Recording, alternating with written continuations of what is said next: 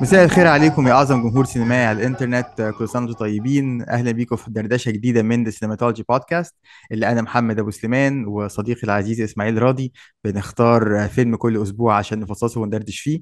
ولكن الأسبوع ده مكملين رحلتنا بتاعة رمضان، إن إحنا على كل جمعة كده بنشوف المسلسلات اللي شفناها أو اللي ما شفناهاش واللي سمعنا عنها، وبنقعد نتكلم عليها. ازيك يا سمعة؟ صباح الفل. يا باشا صباح الخير، ايه الاخبار؟ تمام تمام، كله كويس عندك؟ كله كويس جدا الحمد لله. الاضاءه كويسه اه، ولا الإضاءة كويسة. الإضاءة كويسة اوكي. والصوت كويس وكله تمام. الحمد لله تمام. دخلنا دلوقتي هو على الأسبوع التاني من رمضان، والواحد بيحاول إن هو إيه يلاحق على كل حاجة بتحصل. ولكن طبعا كالعادة انا مع انا حاسس ببريشر رهيب يعني. ما هي دي مشكلة، ان الواحد مش عايز، يعني فعلا هو ضغط، لان كمية مسلسلات وكمية توقعات، صح. صعب انك تلاقي وقت تتفرج على حاجات كتير. بس الواحد بيحاول يمسك في حاجات معينة. وده اللي فعلا الواحد ايوه. كان دايما بيتريق زمان على كلمة السباق الرمضاني. بس واضح انه سباق مم. فعلا واضح ان هو سباق فعلا فعلا. للاتنشن، للي يجذب الناس ايه، ومين اللي هيكمل السباق ومين اللي مش هيكمل السباق ومين الحصان الاسود. مع انه كان تعبير ما كنتش بحبه، بس طلع ان هو حقيقة فعلا مع الكم الهائل ده بتاع صحيح. المسلسلات ده. مش كده؟ وبعدين بقى كل واحد من الفنانين بيخش على سيرش انجن معين. ويقول لك ده انا على موقع كذا احنا الاعلى مشاهده، على موقع كذا احنا الاعلى مشاهده. زي كده رانكينج الجامعات كده، على موقع كذا على موقع كذا. فيعني كل واحد فيهم بيدعي ان هو الاعلى مشاهده، او ان هو يعني راكب الترند، او هو اللي ليدنج السباق زي ما انت بتقول. ما اعرفش بز... يعني. where the truth is انا مش عارف. بالظبط. وبعدين يعني دلوقتي اعتقد يعني علشان كمان بقى فيه كذا منصة ومش بس تلفزيون. يعني كان زمان كان فيه الريتنج بتاع التلفزيون يقول لك المسلسل ده فيه كذا شخص، كذا كام مليون شخص مثلا اتفرج عليه، ايوه. وبيقيسوها ليهم تكنيكس معينة عشان يقيسوها. دلوقتي فعلا بقى صعب تعرف المصدر ايه. يمكن الحاجة الوحيدة اللي ممكن يعني اعتقد فيها شفافية شوية، ان انت مثلا تخش على شاهد ولا واتشت وتشوف مثلا اللي هو توب 10 ان ايجيبت ولا توب 10 ايوه. ان سعوديه. ده اللي ممكن يعني امل ان يكون في مصداقيه طبعا عشان يقول لك ايه هو يعني اعتقد ان ده يمكن يكون اقرب مقياس ليه. وطبعا ده مش مقياس جوده، يعني ده مقياس الناس بتشوف ايه. يعني في الاخر ممكن الناس تكون بتشوف صح. حاجه بس الحاجه دي مش كويسه، بس في حاجه صح. جذابه معينه. يعني ده بالعكس يعني. صح. في كتير مسلسلات بترمي طعم معين سهل كده عشان تصطاد بيه، تلم بيه ناس كتيرة جدا. بس تعال نبتدي المسلسل اللي اتكلمنا عليه كتير الأسبوع اللي فات، ونرجع نتكلم عليه تاني، وهو الحشاشين. أنا زي ايوه. ما قلت لك من آخر أسبوع وأنا قررت إن أنا هكمل الحشاشين. وصراحة أقدر أقول إن أنا ما ندمتش على القرار ده. يعني في خلال أنا وصلت دلوقتي الحلقة ال 11، يمكن هو المسلسل اللي أنا يعني واصل معاه لآخر حلقة فعلا. لا، المسلسل حلو. حلو يعني. المعارك اللي فيه معمولة بحلاوة غير طبيعية. اللوكيشنز اللي فيها حلوة جدا. البرودكشن ديزاين والديكور ممتاز. الملابس ممتازة. في مشاكل طبعا، بس في المجمل لا، انا حاسس ان المسلسل شدني. المسلسل على مستوى تقني عالي جدا جدا، ودي حاجه زي ما قلت في الدردشه اللي فاتت. حاجه ان احنا ما ينفعش نستهين بيها، يعني حاجه فعلا تستاهل ان احنا نقول اوكي، لا برافو، احنا عندنا كوادر سواء في الاخراج ولا التصوير ولا الافكتس، ولا الملابس، ولا انك تلاقي لوكيشن ولا البرودكشن، ولا الجرين سكرين، ان انت تعمل قصور وقلاع في حتت معينه مش موجوده اصلا، وتغير شكل الجو. عامل يعني في حاجات كتير قوي في البوست برودكشن معموله فعلا على مستوى بره. وبعدين الحشاشين كمان داخل في الجانر بتاع اللي هم كانوا بيسموه زمان السورد اند ساندل ايبك، اللي هي حاجات زي بان هير وجلاديتر وجيم اوف ثرونز طبعا. ده جانر في حد ذاته، وله عوامل معينه، ان الستات ليها قصه معينه، ورحله البطل ليها رحله معينه، والمعارك هي الاساس. يعني في معركه في الاول واحد بيخسرها وبعد كده بيكسبها، والرهائن يعني واسرى، والحصنه، يعني عارف، في كده رواسخ للجانر ده. واعتقد ان هما يعني عملوا تشيك على كل الحاجات دي. في حاجات طبعا اتمنى انها كنت تبقى احسن شويه. اولهم شخصيه عمر الخيام، يعني وده واضح ان ده مش رايي انا بس، ناس كتير قوي كمان عندها نفس الراي. معموله يعني، انا بعرف بكرنج لما بتفرج على شخصيه عمر الخيام في المسلسل، سواء من الحوار بتاعه او من طريقه الاداء بتاع نيكولا معوض. شخصيه كده تحس ان هو انت بتعمل ايه في المسلسل، يعني انت جاي من مسلسل تاني، عارف، مش معانا في المسلسل ده. جاي تحس ان هو شخصيه هيبي، عارف. لا مش راكبه خالص، والكلام مش راكب خالص. ولحد دلوقتي انا مش شايف ايه علاقته بالاحداث، يعني هما ثلاث اصحاب بس سو فار، مش شايف ايه تاثيره على مجرى الاحداث. يمكن حاجه تحصل قدام مش عارف، بس ده مش، ما اظنش ان هو هيغير من الاداء بتاع نيكولا معوض في الدور ده. لو المقصود من شخصيه عمر الخيام ان هو تبقى ايه، يبقى الصوت الصوفي او الصوت الروحاني او الصوت اللي هو الوجودي او الفلسفي او الشاعري، اللي بيبقى بيدينا كده كارنت او موجة من الاحساس ده فوق الاحداث اللي هي الاكشن اللي بتحصل. ما اعتقدش ان هم كانوا ناجحين جدا في الموضوع ده. وبرضه دايما عشان في المسلسلات دي حتى في جيم اوف ثرونز بتلاقي دايما في ستوري لاينز او احداث يمكن مش مرتبطه بالحدث الرئيسي. قصه حب بين فارس وواحده ومش عارف ايه، ولكن عاده بيبقى ليهم في الاخر حتى او في النص بيرجعوا تاني يعني يوفوا الغرض بتاعهم في الاحداث. فانا في الاول كان في كام شخصيه كده، بالذات شخصية واحد فارس وواحدة بيحبها، وحسيت ان هو يا جماعة خلاص بقى، يعني مش ده اللي انا مهتم بيه. ولكن في الحلقة ال 11 بيحصل مشهد واحد بيحسسني لا اوكي ماشي، انا لا كويس ان انتوا حطيتوا القصة دي، مش من قصتي المفضلة، ولكن كويس ان انتوا حطيتوها. حاجة تانية مثلا كان نفسي ان هم يزودوها شوية، هي شخصية احمد عيد. يعني احمد عيد عامل شغل حلو جدا في المسلسل، وكان اتمنى ان انا اشوفه اكتر. يعني يكون له علاقة بالأحداث أكتر شوية من كده. فده في المجمل. احكي لي أنت، هل كان عندك فرصة تتفرج عليه ولا لا، وغيرت رأيك من آخر مرة ولا لا؟ يعني شوف، انت ذكرت كل الاليمنتس اللي انت ذكرتها دي. ذكرت الاخراج، التصوير، البوست برودكشن، الجرافيكس، المجاميع، المعارك، وما كلمتش وقلتش السيناريو حلو، الحوار حلو، التمثيل حلو. فانا دي هي المشكله. هم يعني كانوا بيعتمدوا، او يعني حاسس ان بيتر ميمي ركز قوي في الابهار البصري، لكن التمثيل مش على قدر الحجم العمل. كنت بتفرج على انترفيو لباسم سمرة من انترفيو قديم عامله مع عمرو الليثي، اللي هو برنامج واحد من الناس. وواضح ان هو باسم سمرة بيقرا كتير، فذكر ان هو نفسه يعمل شخصية حسن الصباح، لانه قرا كتير في الموضوع ده. وان هو يعني بيقول ان في اوريدي عمل هيبتدي يتعمل، وراح لكريم عبد العزيز وان شاء الله يعمل شغل كويس وبتاع، اتكلم يعني كلام دبلوماسي حلو يعني. انا شايف انه كان ممكن جدا باسم سمرة يعمل دور احسن من كريم عبد العزيز. كريم عبد العزيز مش بتاع الجانر ده، مش بتاع التمثيل العميق المسرحي لشخصية معقدة ومركبة زي حسن الصباح. من تاني زي ما بقول لك، الشخصيات التاريخية اللي احنا ما شفناهاش، زي مثلا يعني احنا بنتكلم عن واحد مثلا بيعمل شخصيه لزعيم كبير زي انور السادات او جون كينيدي، ناس احنا شفناها بتتكلم قدامنا لحم ودم. انا بتكلم على شخصيات ايبك كده، زي ميل جيبسون في ويليام والاس. ما هي نفس بريف هارت. الفكره، انت بتمثل شخصيه. في بريف هارت بالظبط. شخصيه احنا قرينا عنها لكن ما شفناش، حتى ما نعرفش مواصفاته الجسمانيه وشكل وشه عامل ازاي. فكل ده هيبقى فيسلد او هيتنقل لنا من خلال الممثل.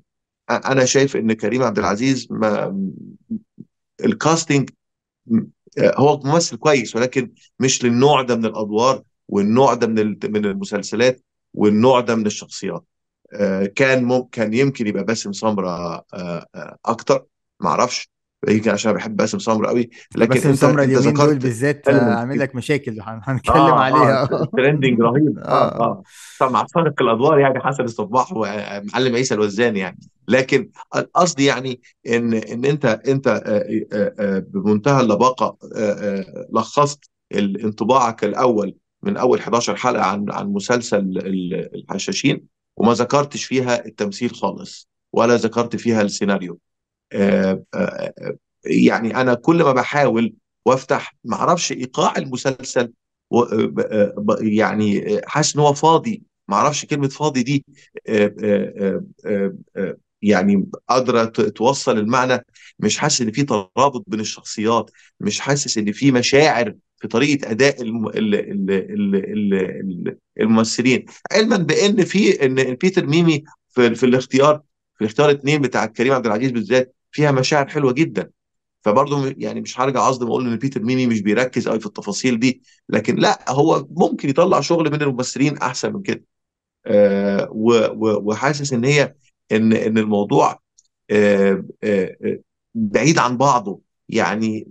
مش عارف، مش حاسس ان في ترابط كده، مش قادر امسك الكاركترز. مش حاسس ان الكاميرا قريبه منهم، مش حاسس ان انا هو واخدني حاططني قريب منهم. في نقطتين. اولا، انت وصلت الحلقه الكام في الفرجه؟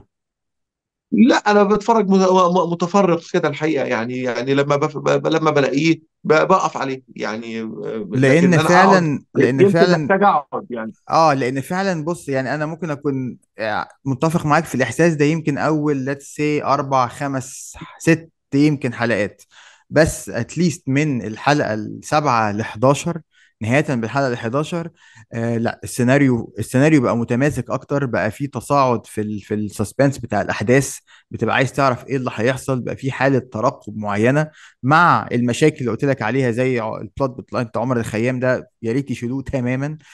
بس مم. كبنى، لا، حسيت ان الموضوع متماسك. يعني متفهم وجهة نظرك في الاول، لكن صدقني قدام ال الايقاع بيتغير.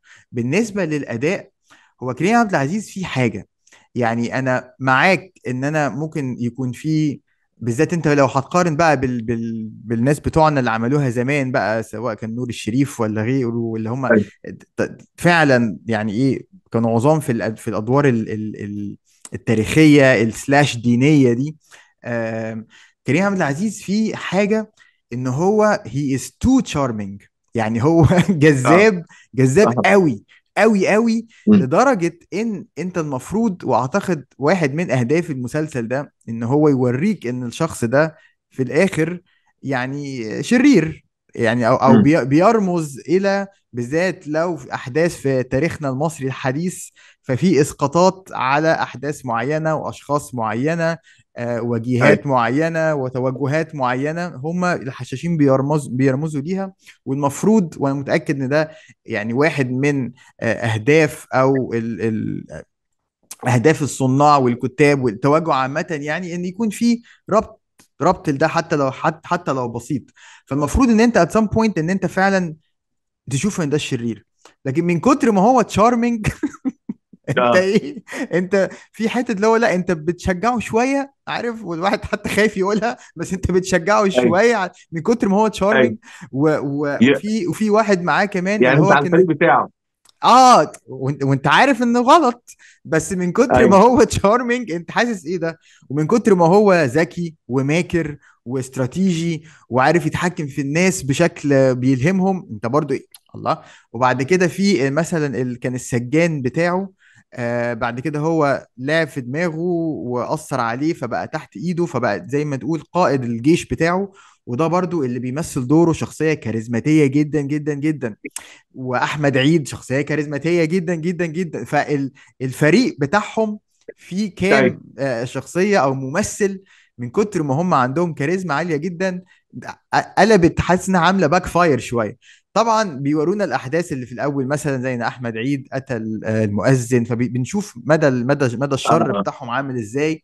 ولكن دي يمكن الايه، الريسك بتاع انك تحط واحد بيعتمد مينلي على الشارم بتاعه زي كريم عبد العزيز في دور زي ده. فاهم قصدي؟ فلما قلت ايوه. فكرة كريم عبد العزيز، ده اللي ربط في دماغي فعلا يعني.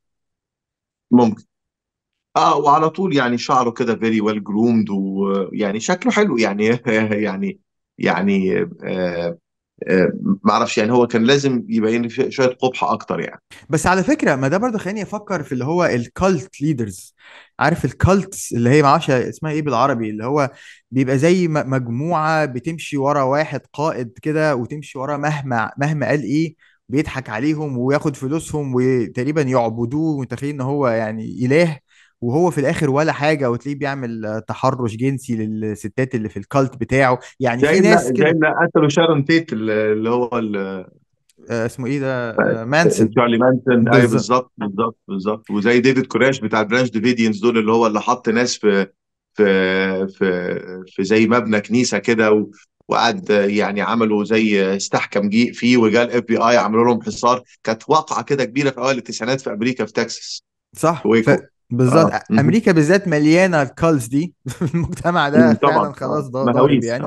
اه بس فعلا، فهي برضو شخصيه الكالت ليدر دي بتخليك برضو تفكر في الاداء بتاعه، او اختياره كممثل يعني، او في الدور ده بالذات.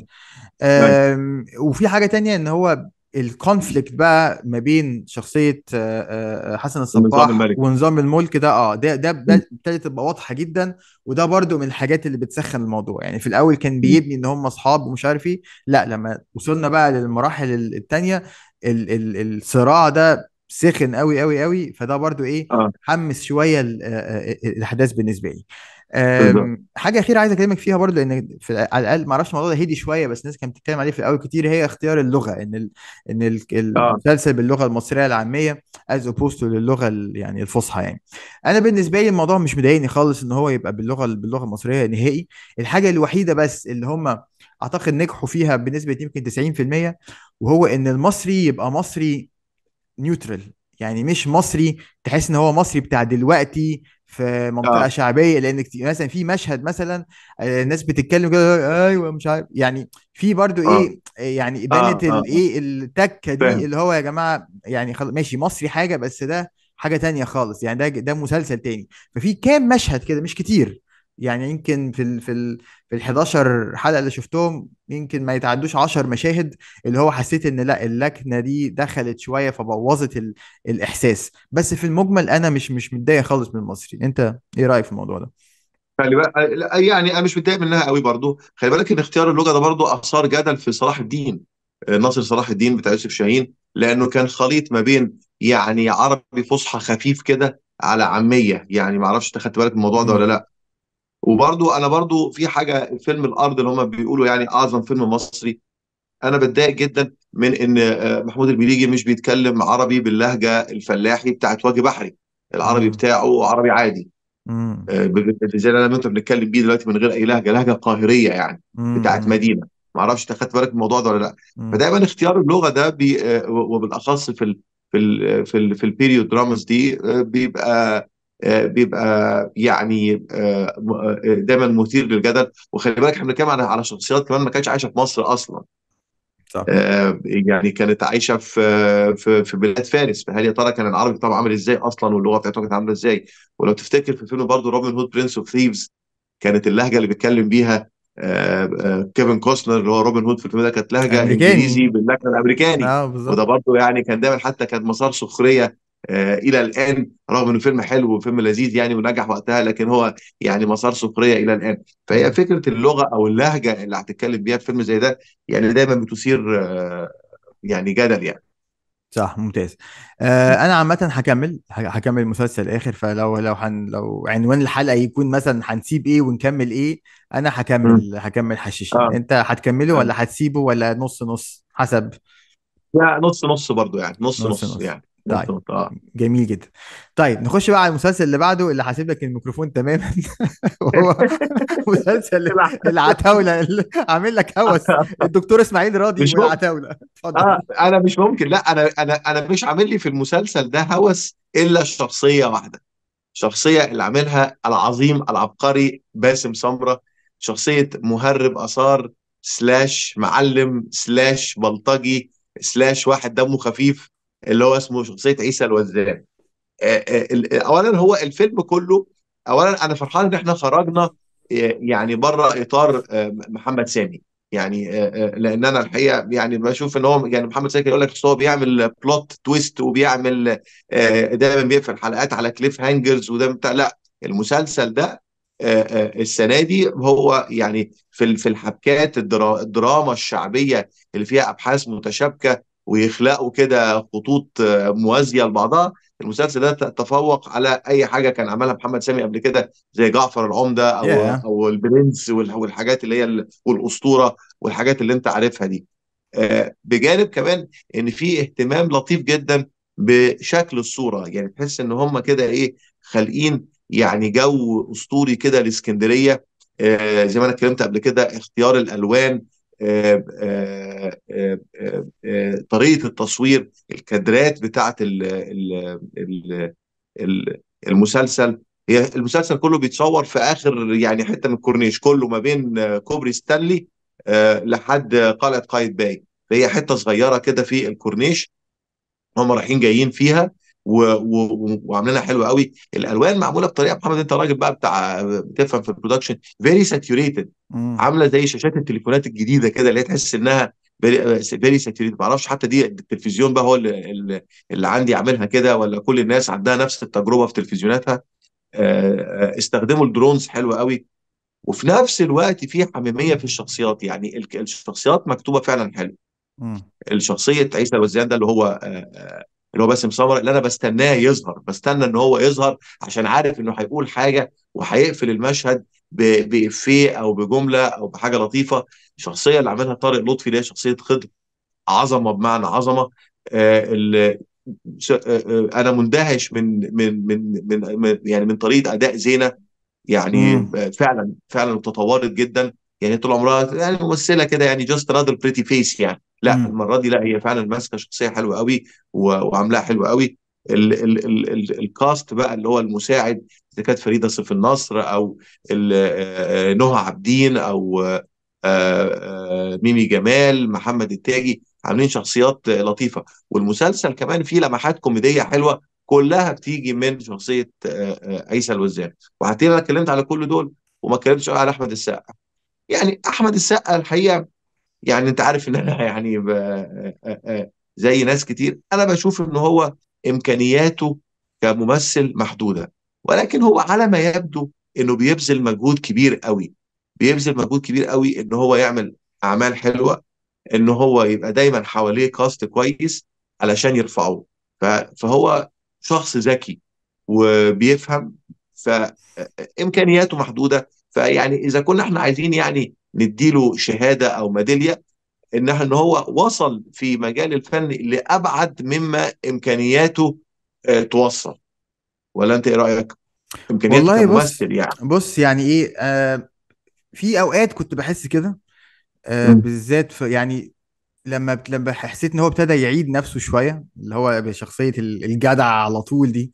يعني مثلا هو عملها المره دي برضه. بس في يعني مثلا، انا فاكر اعماله القديمه يمكن من احلى الادوار اللي بحبها، اللي هي الادوار اللي فيها شويه vulnerability، فيها اه، شويه انت زي ما ان تقول هو كده. ضعف زي كان في تيتو. اسمه ايه الفيلم اللي انا بحبه قوي عن ده؟ العيش والهوى. عن العشق والهوى، بالظبط. في افلام كده vulnerability حلوه جدا. وطبعا محدش يقدر ينكر ان افلام زي الجزيره مثلا، ان هو كان فعلا كان التوب بتاع الاكشن يعني. آه، شخصيه اللي هو الماتشو على طول ده، طبعا اي حد يتفرج عليها على طول هيزهق منها. اه، ولكن يعني المسلسل، انا مش متابعه، ولكن لما بيجي على التلفزيون بخليه يعني، أو ساعات بخلي اه، التلفزيون، لان انا دلوقتي قاعد يعني التلفزيون شغال في شغال كده في خلفيه. الباك جراوند كده. ولما بيجي بشوفه وايه، حتى لو على حلقه مثلا العشر ولا التسعه ودخلت خلاص، انا فهمت ايه اللي حصل التسع حلقات اللي فاتوا يعني. اتس فاين يعني، تمام. عرفت ايه القصه، ولذيذ ومسلي كل حاجه. واحمد السقا سبحان الله في حاجه تخليني احس ان الواحد مش عايز يقسى عليه قوي كده. معرفش اه، ايه، يمكن ان هو مرتبط بالذكريات بقى، والافلام اللي الواحد كان اه، بيحبها، وان هو احنا اه، كبرنا معاه. لما بشوفه على الشاشة، في حاجة لله كده دلوقتي. يمكن عشان اه، لما كبر و he's اه، making some kind of a comeback اه، وهو ومدرك امكانياته، مش التمثيليه بس، امكانياته الجسديه في الاكشن وكده، فمش كل حاجه اكشن بزياده. يمكن ما عدا المسلسل بتاع امازون اللي هو كان طالع فيه بوكسر يعني. بس ان اه، الجوله جنرال، الاخيره مسلسل اه حلو. ده اللي انا سمعته. بس ان جنرال مم. دلوقتي والله لا، يعني I'm kind of ايه I'm rekindling my relationship مع مع اه. احمد السقا. حاسس ان لا يعني ايه، انت عارف نفس آه، الشعور ده عندي. فعلا. انا يعني انا حتى يعني مش هاجمته، بس كنت دايما يعني اتريق على ان هو دايما لازم يبقى فيها جدع او لازم بتاع. لكن لا، انا ملاحظ ان هو لا يا جماعه والله شغال حلو لذيذ يعني. بس برضه لن ننسى باسم. مش عايز الكلام عن السقا ياخدنا عن باسم سمرة. لا هو ممثل تقيل بشكل رهيب يعني. قوي قوي قوي. واختيار لبسه والنظارات العجيبه اللي بيلبسها. يعني حتى قريت كده تعليق عجبني قوي. هو عادل ادهم يعني الدور بتاعه اه. فكرنا كده بادوار عادل ادهم في حفيه على جسر الذهب او طائر الليل الحزين. يعني لذيذ جدا. وكل مشهد، وحتى لما بيظهر كمان في المشاهد ويبتدي بقى المشهد يقلب كوميدي، يروحوا مغيرين المزيكا، التيمه بتاعت الموتيف بتاع امم. المسلسل لحاجه كوميديه كده تناسب ال الضحك اللي هو المنتظر من شخصيه عيسى الوزان. امم. لان هو مش ممكن يعني مثلا في لازمه في المسلسل بيقول يلا بينا. يلا بينا دي بيقولها بكذا طريقه. لو هيقولها عشان حاجه عنيفه يلا بينا، ولو بيكلم واحده ست لطيفه يلا بينا. يعني تحس ان هو ايه، يعني بيوظف ال- الكلمه يلا بينا دي. يعني بيقولها بكذا طريقه تناسب الكونتكست او الموقف اللي هو فيه. فعمل شخصيه لذيذه جدا لدرجه ان انا عمال ادور على عيسى الوزان ده.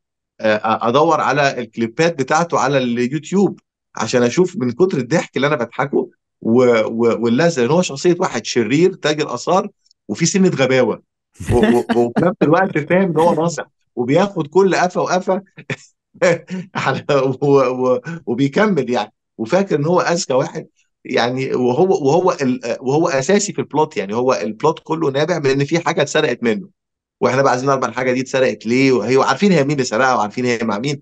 لكن هو بقى هو بيحاول يعرف مين اللي سرقها. وانا شايف ان لو في حد بيفهم بقى ياخد شخصيه عيسى الوزان دي ويعمل لها اوريجين ستوري، حاجه كده زي سول جودمان امم. في بيتر كول سول وبريكنج باد. لو هم عايزين يعملوا يعني شغل حلو ويبنوا على الكاركترز الجميله اللي هم كاتبينها في المسلسل. حلو اهو، فكرة حلوة للمؤلفين اللي موجودين او المؤلفين بتوع اه العتاولة اه. عشان يعملوا فعلا بريكول. لان هو بالظبط في وجوده في المسلسل بيفكرني قوي بوجود سول جودمان في بريكنج باد. امم. الشخصيه كل المشاهد اللي بيظهر فيها بياخد الاهتمام والاتنشن من كل اللي حواليه. صح. وطارق لطفي برضو عنده جاذبية رهيبة برضو لما بيبان خطير برضو. خطير. وبقى فيري راجد كده بس هو برضه لازم يخرج عن ادوار الشر. يعني لازم امم. يبتدي يعمل ينوع شويه، لان هو كده بقى له مرتين في جزيره غمام والمسلسل ده لازم يخرج شويه عن ادوار الشر. امم. ممتاز. لا مسلسل يعني بقول لك انا واضح ان انت هتكمل فيه، واضح جدا ان انت هتكمل فيه. وانا بالنسبه لي زي ما قلت لك يعني اللي هو ايه، انا يعني مش هخش واتفرج على حلقه، بس لو شغال هخليه شغال أيوة. وهستمتع بيه وهو شغال يعني. بالظبط فاي بالظبط ثينك هي بالظبط. دي حلاوه المسلسلات اللي زي دي، اللي كمان ما اتمناش انها 30 حلقه، لان هي انت ايه ايوه. الاحداث شغال، خش في الحلقه الاولى في الخامسه في العشره، في خلال 10 شغال. دقائق هتفهم الليله يعني. بالظبط بالظبط بالظبط. طيب تعال نخش على المسلسل اللي عارف ان انا وانت بنحبه، اللي هو اشغال شقه. وده اه ده خطير. مش بس انا وانت بتحبه ومصر كلها بتحبه، انا ابني اللي عنده ايوه 5 سنين بيحبه يعني. لقيت ابني عنده 5 سنين بيتابعه وبيستناه، بيبقى عايز بيبقى عايز ياكل وهو بيتفرج عليه وعارف اسامي ايوه ايوه الناس. ايوه مش فاهم حاجه طبعا، بس في حاجه بتضحكه في المسلسل، في روح ايوه حلوه في ايوه المسلسل. لا ايوه. المسلسل مسخره زي ما قلت لك. دايما بختار مسلسل اتفرج عليه وانا بفطر عشان نخش شويه في مود حلو، هو ده المسلسل بتاعي. ومفيش حلقه تعدي من غير ما اضحك بصوت عالي. طريقه اه. بنى الكوميديا شفت كان فيه. المشهد لما جابوا الست اللي بتساعدهم في البيت اللي بتطبخ حلو قوي، اه. وكلهم قاعدين على السفره وكلوا اكلها؟ مش ممكن مش ممكن. يعني ان هي يعني اكلها اخاذ وكلهم يعني مسمرايزد ودخلوا في ترانس، يعني زي ما يكونوا دخلوا في يعني حط لهم حشيش ولا حتى دخلوا في يعني في قمه النشوه لدرجه انهم بيخطفوا الاكل من بعض. المشهد ده خطير عجبني جدا. فعلا. وايمان اللي اسمها ايمان السيد عامله دور عظمه، وقبلها برضو اللي كانت حاطه التليفون في انزلوبو. ودنها انتصار. كل شويه لا تعملوا كان كده يعني. لا اختيار كل واحده تيجي تساعدهم في البيت ليها حاجه، اه. وكلهم ايوه كويسين يعني. مفيش مثلا يعني انعام ايوه سالوسة جميله بشكل، في موجوده اه البنت اللي هي اللبنانيه برضو ليها اه يعني حلاوتها، والطريقه اللي هي هشام ماجد بيتعامل معاها برضو ضحك جدا. لا اه وبعد كده في نوع عابدين والنظافه بتاعتها زياده عن اللزوم. اه كل اضافه، كل واحده بتيجي تقعد تقريبا حلقتين او ثلاثه يمكن ماكس، وبتدي بلوت جميل. فانت عندك هيبقى عندك البلوت اللي له علاقه بالشغاله، وعندك البلوت اللي له علاقه بهشام ماجد والاحداث الغامضه اللي بتحصل له والتحريات اللي بتحصل له وكده. فانت اه عندك، فانت ضامن ان في عندك اتنين بلوت لاينز شغالين على طول في كل حلقه يضحكوك. ودايما في تصاعد الموقف الكوميدي بشكل يعني مكتوب اه بذكاء يعني شديد جدا، اللي هو قوي الموقف الكوميدي. ودي فعلا ده اصعب واصيع من مجرد اي صح افيه. لا، صح انك صح بتبني كده صح ايه موقف حلو قوي، والشخصيات بيتعاملوا فيه بطبيعتهم. جدا. فبتديك بتديك يعني الرياكشن مسخره الصراحه. كان في فيلم زيه كده قديم بتاع صلاح ذو الفقار ونيلي اسمه صباح الخير يا زوجتي العزيزه. كان فيلم لذيذ جدا، هي نفس مم. الفكره برضه، واحد ومراته مخلفين بيبي جديد، وعنده ضغوط شغله وضغوط شغلها والمعاناه مع كل واحده بتيجي تشتغل في البيت، وكل واحده ليها مشكله. فكان يعني شبهه. وده رجعنا بقى للريميك بتاع الافلام في صوره مسلسلات. انا بتفرج كمان على امبراطوريه ميم، لذيذ جدا، ما اعرفش خبطت فيه ولا لا. ما خالد شفت النبوي عامل شخصيه حلوه قوي، ما لذيذ شفتوش بصراحه. ما شفتوش. لا انا حلو عندي حلو. حاجه مع خالد النبوي، ما اعرفش ايه. I know it's weird. I know انا عارف. He's a very dear friend by the way والله يعني. اه ام سوري، بصراحة بس لا يعني لا لا، شخصية يعني لطيفة لا ما جدا. اعرفش كشخص. بس من اول ما كان في المهاجر مع يوسف شاهين، وانا ما اعرفش، ما فيش كونكشن كده بيني وبينه كممثل. I'm sure he's a great guy بس آه. كتمثيل ما اعرفش ليه ما بحسش بتفاعل معاه الصراحه، ما بتفرجش على مسلسلات قوي. الحقيقة المسلسل يعني هو يعني زي ما يقول برضو مودرن داي تيك على القصة الجميلة بتاعت الرائع حسين عبد القدوس. طبعا يعني مختلف خالص عن عن الفيلم بتاع السيدة فاتن حمامة. الشخصية الرئيسية هو مش ست يعني. في كاركترز موجودة في المسلسل ما كانتش موجودة في الفيلم، زي أخته وعلاقته بيها. عاملين حركة لطيفة كده إن كل شوية بيجيبوا فلاش باكس مع مراته اللي هي ماتت، اللي هي عاملاها سلافة وخرجي. فالمسلسل فيه يعني لمحات حلوة، وفيه الصراعات بتاعت المشاكل العيلة بتاعت دلوقتي. فالفيلم حلو، انا عاجبني، ومعاه ابنه نور يعني. يعني في اعتقد في يعني اتوقع مستقبل كويس ليه يعني. مم. انا مش بجامله عشان هو صاحبي، بس هو فعلا كده. انا حتى مثلا فيلم الحريفه انا ما شفتوش، لكن اللي شافوه قالوا فيلم حلو، وكان صح. هو عامل فيه دور حلو. فيعني المسلسل يعني برضو يستحق كده مشاهده للناس اللي عايزه برضو يعني فاميلي دراما او دراما دي، لان هو فيه دراما وفيه كوميديا الاثنين مع بعض، صح. ومتوازن، هو كله 15 حلقه برضه. مم. انا سمعت برضو انه حلو، وفي برضو البطل القصه هو هو بابا جهل بتاع اكرم حسني. ده برضو لسه لذيذ. ما شفتوش، بس سمعت ان هو حلو. برضو اكرم اه حسني مش من الناس اللي بتضحكني قوي في اه المجمل يعني، بس سمعت ان هو مسلسل حلو. هل شفته او شفت حتت منه؟ برضه لقطات كده، كان في حلقة كده كان طالع فيها أحمد أمين. برضه يعني، بس ما هواش في الكوميديا العالية بتاعت أشغال شقة. أشغال شقة رهيب. أنت مم. مرة قلت كلمة كده، مرة اللي فاتت أنت بتاع بصوت عالي. أنا فعلا بضحك بصوت عالي مش قادر يعني.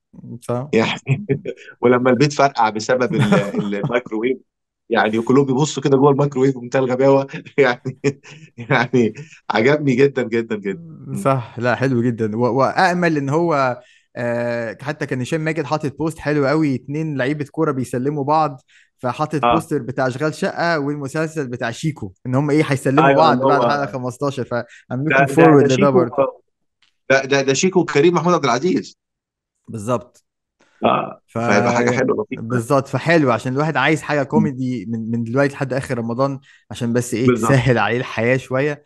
بالظبط. واضح ان الكبير خلاص، يعني زي ما يقول ايه we don't want to beat a dead horse اه يعني خلاص اه. خلاص واضح محدش ان بيتكلم يعني اصلا. اه ما حدش بيتكلم، فمفيش داعي ان احنا نتكلم وخلاص يعني. طيب نخش على المسلسل اللي انا كان عاجبني جدا اللي هو مسار اجباري، ايوه. ومكمل فعلا ان هو عاجبني جدا يعني. تاني انا ده ديفنتلي من المسلسلات اللي انا هكملها. الاخراج جميل جدا جدا يعني، زي ما الابيكنس بتاع بيتر ميمي، فده بقى الماكرو زي ما انت قلت اخر مره اه. بتاعت بيتر ميمي، ده اه. المايكرو بقى، والتفاصيل الصغيره والتعبيرات الوش عامله اه. ازاي، ايوه. والجستشر بتاعت الايد عامله ازاي، وعلاقه الانتمسي. الانتمسي والحميميه، وعلاقه الناس ببعض جوه الكادر عامله ازاي، وبيتحركوا مع بعض جوه يعني ايه بقى، مدرسه تانية خالص يعني، خالص عارف. اه. فدي ليها يعني حلاوتها، ودي ليها بنت حلاوتها. الغالي بقى. بنت الغالي بالظبط، الله يرحمه، اه. بالظبط كده اه. اه. فلا ففعلا التاتشات دي يعني فعلا اللي بيحب الاخراج مثلا يخش يتفرج على مشاهد اتنين بيتكلموا عاملينها ازاي. وطبعا دايما قلنا دايما برضو فكره اللي هو المخرج الشاطر ازاي بيدير الممثلين وبيطلع الاداء الكويس. أيوة. كل حد في المسلسل ده بيمثل كويس كلهم، انكلودنج الاطفال اللي هم اخواتهم يعني، هم الاساسيين. عندك اللي هو شخصية عصام عمر وأحمد داش، بس اه. عندهم إخواتهم الصغيرين، في البنت اللي اسمها ياسمين العبدي شاطرة جدا جدا. ايوه. الأمهات صابرين وبسمة عاملين دور حلو قوي. زي ما قلت آخر مرة، الوحيد اللي بيفصلني تماما هو شخصية واحد اسمه مسعد. كل ما اشوفه يقول لك انت اه. برضو جاي بتمثل من مسلسل تاني خالص يعني. اه. بس اه. الاداء في المجمل هو اكتر حاجه عجباني في المسلسل ده. وتاني برضو الاحداث برضو فيها حاله من السسبنس، انت في جريمة حصلت وعايز تعرف ايه اللي وراها، فدايما العنصر الشد ده موجود ومعمول بذكاء جدا. احمد داش وعصام عمر علاقتهم علاقة اخوات، فيها كده روح حلوة جدا. اي حد عنده اخ او اخت يعني لازم يتأثر بالمشاهد اللي بتوري العلاقة الحلوة دي، عاملينها بشكل حلو جدا. كل واحد جايب شخصيته بشكل معين، ساعات بيقربوا ساعات بيبعدوا، بس معمولة حلو قوي. في تيمة واضح انها موجودة في مسلسلات كتير قوي، وهي فكرة الانستجرام والفولورز والتيك توك واللايكس واهميتها، يعني موجودة في المسلسل ده، موجودة طبعا في اشغال شقة. وعلى آه المشاهده. وسمعت ان هي موجوده في فعلا نسبه مشاهده، واحتمال يكون في مسلسلات تانية ما شفناهاش، بس واضح ان دي تيمه او بلوت ديفايس معين موجود كتير قوي دلوقتي، وطبعا ما نستغربش من كتر ما هي حصل، بس دي حاجه الواحد لاحظها يعني الموضوع ده ايوه. موجود. ايوه. وتيمة تانية موجودة برضو، كان مش فاكر في ناقد شاطر يعني ما اقدرش اقول ان انا طلعت بالملاحظة دي، بس كان قايل ان برضو تيمة الاخوات دي تيمة برضو واضحة قوي، موجودة في مسار اجباري، موجودة في العتاولة بين طارق لطفي واحمد سقا، موجودة في اعلى نسبة مشاهدة. فبرضو ايوه. في كتير قوي تلاقي كل رمضان كده تلاقي فيه حاجات معينة مشتركة ما بينهم، تلاقي شخصية ايوه. محامي مثلا او شخصية مش عارف مم. ايه. فلا مسار اجباري بالنسبة لي ديفنتلي عاجبني، ومكمل ان هو يعجبني وارشحه. انت لسه ما شفتوش طبعا صح؟ لا برضو للاسف انا يعني هي ده بقى اول مره احس ان انا في بريشر لازم اتفرج ومش قادر اتفرج قوي. وبعدين بقى في حاجه بقى كنا اتكلمت انا فيها انا وانت قبل ما نبتدي. انا بتفرج كايند اوف على اللي مراتي بتتفرج عليه. هو ده الجواز على فيعني فكرة، اه بالظبط. للناس اللي فانا ببقى قاعد. هتتجوز اه اعملوا هي حسابكم. بتشغل. بالظبط هي بتشغل حاجه يعني انا في يعني انا في سنتين ورا بعض اتفرجت على محمد رمضان بسبب ان مراتي عايزه تتفرج على محمد رمضان. صح. فشفت رمضان البرنس شفت البرنس كلها رضوان البرنس كلها. انا مش عايز اقول لك ان انا شفت نسل الاغراب يعني انا مكسوف اقول. اوف اوف اوف. شفت نسل الاغراب كلها بسبب ان مراتي كانت بتتفرج عليه. والسنه دي بتفرج على نعمة الافوكاتو عشان مراتي تتفرج عليه. اه فسيبك كلمني بقى بنتكلم. عن نعمة الافوكاتو، لان دي حاجه انا ده بالنسبه لي القانون ده بيمشي عليا انا برضو، بس انا عشان السنه دي مقضي رمضان ده بعيد قانون يا بيه. قانون يا قانون بيه. بس قانون. عشان رمضان اه. ده مقضيه بعيد عن مراتي وولادي على الاقل اول 3 اسابيع، ربنا فعندي شويه يجمعك بيهم على حريه، خير. ربنا يخليك وحشوني جدا والله. اه. ف3 اسابيع دول عندي شويه حريه، بس برضو موضوع الوقت ده مخلي الواحد ليميتد. ولكن اه. اقدر اقول لك ان مراتي برضو بتابع نعمة الافوكاتو وبتقول لي اتفرج عليه، فتعالي انت ما اعرفش ايه الحكايه. لا مش كده بس، في واحده انا بحترمها جدا عندها بودكاست اسمه بودكاست الفاز، اسمها ليال. اه. دي اه. بتعمل معظم الوقت على مسلسلات اجنبي، وابل اه. واتش بي او وديزني ومش عارف ايه، طالعه بتقول يا اه. جماعه اتفرجوا على نعمة الافوكاتو، فواضح ان في حاجه. لا انا برضو في يعني انا انت عارف انا سني 48 سنه. آه، ف ف ف ففي زميلاتي اللي كانوا معانا في الكليه اللي عندي على الفيسبوك اللي هم برضو في المرحله العمريه اللي هي ما بين 45 و50 مم. كلهم مهووسين بنعمل افوكاتو. لان هو المسلسل البطله بتاعته مي عمر ست، وبرضه ست برضه اللي هي يعني ايه، المرادف الانثوي لشخصيات محمد رمضان، اللي هو اللي عايز ينتقم ويجيب حقه، هي برضه عايز تنتقم وتجيب حقها. امم. هي نفس التيمه بتاعت محمد سامي في كل مسلسلاته، امم. التيمه اللي احنا كلنا حفظناها. وبرضه هو يعني عارف انها خلطه بتنجح وفورميلا بتنجح وبتنجح قوي، والناس مكمله معاها وحباها جدا. يعني انا مراتي ما بتتفرج، يعني بتتفرج على ده وبتتفرج على حاجات تانية، بس هو ده الاساس. امم. هو ده الاساس، ما اعرفش، مع انه هو فيلم هندي. يعني واحد فيلم هندي، واحمد زاهر عامل نفس الشخصيه تقريبا شبه قوي، يعني زي ما يكون شخصيته في البرنس دي مكمله، الشرير النادل الجبان الخسيس اللي ما يفكرش الا في نفسه النرجسي، برضه مكمله معاه. امم. يعني ومع ذلك الناس قاعده تتفرج، لا يبقى الراجل ده عامل ايه؟ حتى حاطط لهم حاجه في المسلسل، يعني حاطط عارف انت، كان في زمان يقول لك ايه، اصل في واحد بتاع كنافه بيحط لهم كنافه حشيش في الكنافه عشان يحبوها ويجي يشتروها اكتر. الراجل ده بيعمل ايه؟ انت عارف كل البلوت تويست اللي هيعملها وكل الادوات بتاعته حفظتها، ونفس طريقه الاخراج ونفس طريقه المزيكا، زي ما يكون هو نفسه كاتب نفس المزيكا بتاعت المسلسلات التانيه كلها، ومع امم. ذلك الناس بتتفرج برضه. لا، في إيه يا جماعه؟ فهو المسلسل بالظبط يعني انت استبدلت محمد رمضان وشخصيته في كل المسلسلات اللي هو عايز ينتقم ويجيب حقه، وحطيت مكانها مي عمر اللي هي مراته يعني، امم. بنفس الادوات نفس ترتيب الاحداث، ومع ذلك ناجح وزي يوم زي اللي قبله بالظبط. ما اعرفش انت ايه رايك في الحكايه دي؟ لا، هي بص، هي فورمولا ناجحه ومن زمان، زي الافلام الهندي. احنا كنا بنحب الافلام الهندي في مصر ليه؟ اه. عشان اميتاب باتشان بيحصل له حاجه وهو صغير، حد بيقتل ايوه. ابوه، وبيقضي الفيلم كله بيحاول ينتقم من اللي قتل ابوه، بس. سواء كان اه. ضابط سواء كان حرامي، مش مهم، المهم ان اه. في انتقام. وفي النص اه. كده بيحب واحده، وفي النص كده بيبقى ايوه. عنده صاحب وبيتقتل هو كمان، وفي النص كده ايوه. مش عارف يجي بيخلف، ويعني في النص لا، حاجات وممكن صغيره كمان، بس البلوت كله وممكن كمان انتقام. يموت، يتقتل، او يفتكروا الاشرار يقتلوه، او يفتكروا هو قتلوه لكن هو عايش ويرجع طبعا. ينتقم تاني. اه. بالظبط. فبص، هي واخد ده، بالك. هي زي ما قلت، هو فيلم هندي وناس تتفرج عليه، وواي نوت تخلي الناس تنبسط، يعني عارف يعني. بس. ف يعني انا بالنسبه لي ما دخلت عشان بس من كتر ما مراتي بتقولي خش اتفرج، هي مراتي بتقولي اتفرج علشان ايه برضو، ايه الحدوته بقى ونفس البهارات لا، دي يعني. بتسرسب لك يا ليه، آه، هي تسحب عايزاك رجلي، تتفرج. تسحب رجلي، اه بالظبط. بس ما اقدرش اجنور يعني طريقه اداء مي عمر، واللي هو بس تاني هي دي جاي داخله في الموضوع اللي هو كلها كلوز ابس وكلها رياكشنات، اللي هو انا ايوه. انا بمثل يا جماعه، انا بمثل، وقرب الكاميرا لحد هنا. تاني هي دي الطريقه وخلاص، هي يعني ات از وات ات از زي ما بيقولوا، يعني ما ينفعش تخش وتقول لا ده هي بص هو كده يا معلم. وكل سنه هيبقى فيه مسلسل او خمسه او عشرة نفس الفكره برضو بنفس الفورمات دي. وات از وات ات از زي ما بيقولوا. فواضح بقول لك ان طيب. هي دي البهارات اللي بتمشي، اه. بتمشي مع معظم الناس وشغال، يعني في اه. الاخر ات از وات ات از، ليها سوق اه. وليها جمهور. وما نقدرش بالظبط. ننتقد الجمهور ده لان احنا متجوزين جزء من الجمهور ده. ف... ف... اللي هيقولوا عليه يا عم هنتفرج عليه، نعمل افوكاتو نعمل افوكاتو، مفيش بالظبط مشكله. كده، بالظبط. في مسلسل بقى يعني شكرا للناس اللي بتسمعنا، لان احنا كنا يعني سألناكم تحبوا ترشحوا لنا ايه.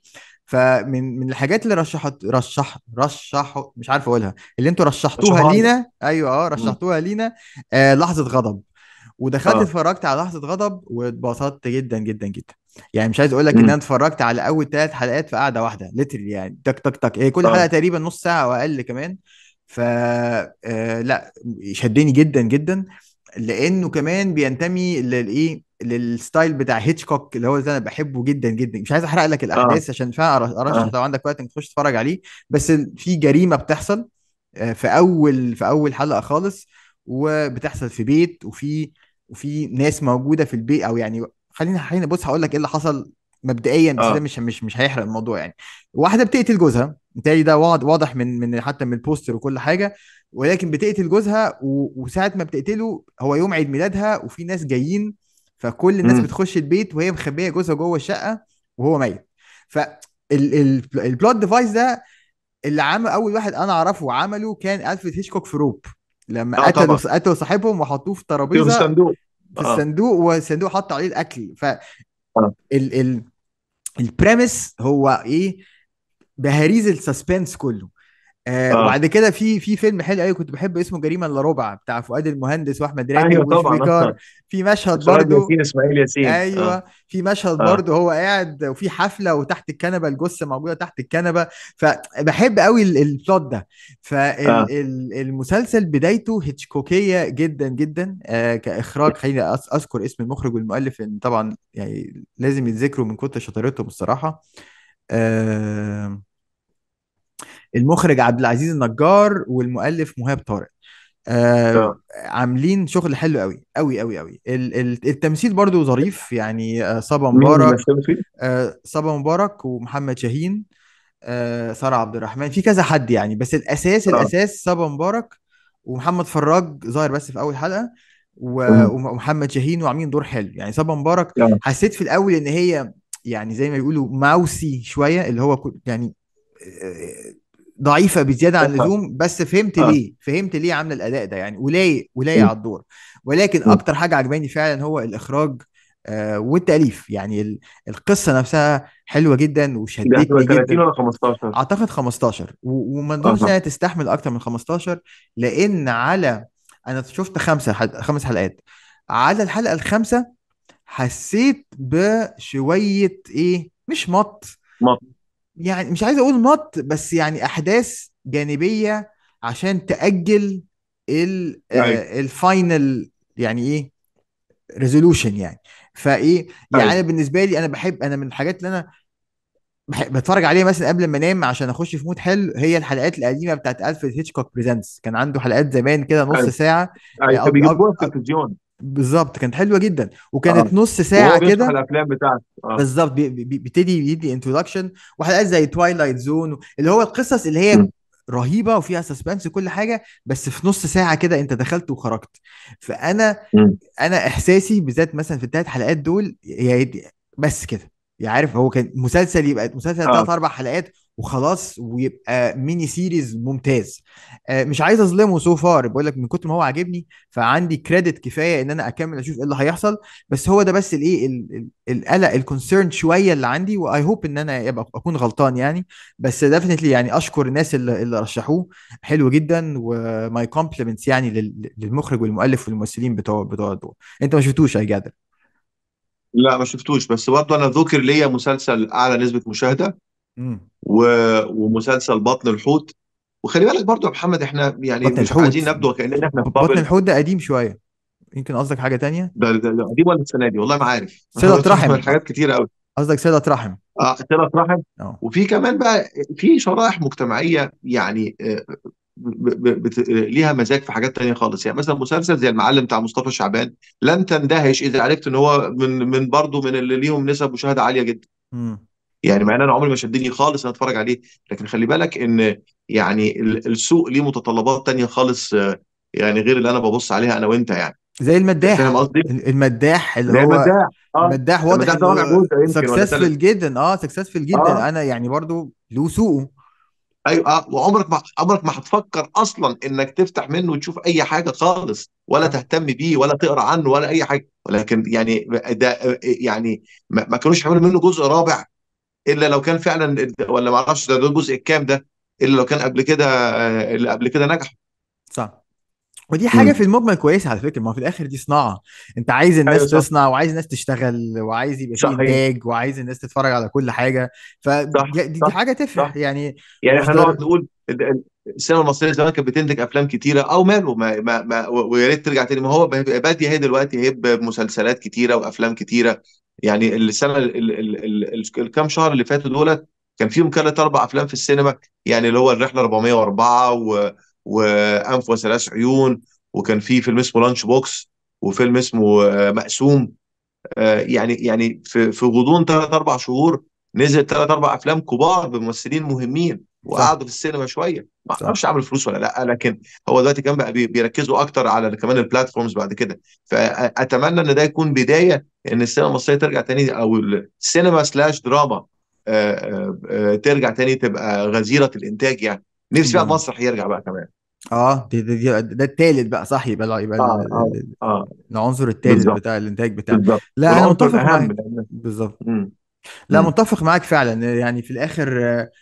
ما ينفعش نحب كل حاجه، وما ينفعش نكره كل حاجه، كل حاجه ليها سوقها. في حاجات بس صحيح. في حاجات معينه اللي هو تقول لا يا جماعه بليز كفايه، زي اه مسلسل اسمه ايه ده، بتاع ريهام حجاج ده.